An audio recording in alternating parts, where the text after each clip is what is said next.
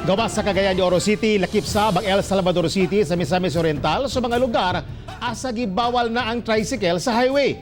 Unsa ka ang gibati sa mga apektado? Sayro nato sa live report ni Cyril Chavez. Cyril.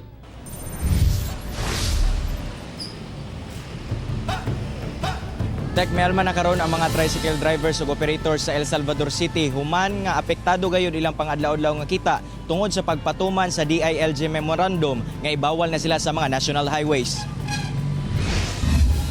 Apektado na ang panginabuhian sa motorized vehicle drivers human gipatuman ang pagban kanila sa mga national highway sa El Salvador City.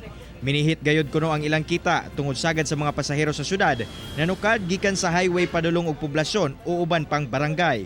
Ang mga pasahero miangal na sab kuno labi pa nga taas-taas na ang ilang ginabaklay karon. Namo na nga hangyo na to sa gobyerno nga mahimo tugutan. Tugutan.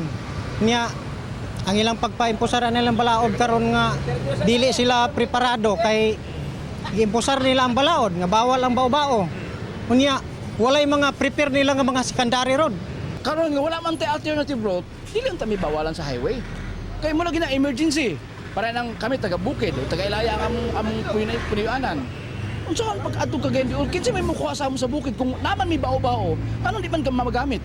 Apan sumala sa LGU nga ilan ang gipasabot ang mga driver sa kamanduan o ginalihok na ang mga alternatibong dalan nga pwedeng agian ingon man mga alternatibong POV. Sa among team, sa gikan sa TIO, mga timo ug sa akong kapulisan, ug sa mga presidente sa mga asosasyon aron matagaran og sulbad, rerouting, no? To reroute di kuan katong mga unsay lang agian kay para makuan sila matagaan og sulbad, no. Yes, actually tanan man ni Uyon, tanan nga mga association, tanan nga mga drivers diri sa El Salvador City provided nga naay ihatag nga point nga dito nila ma-pick up ang mga pasahero.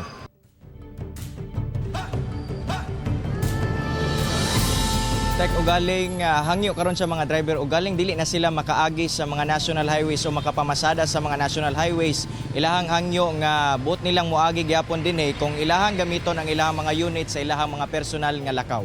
Tek. Okay, salamat Cyril Chavez.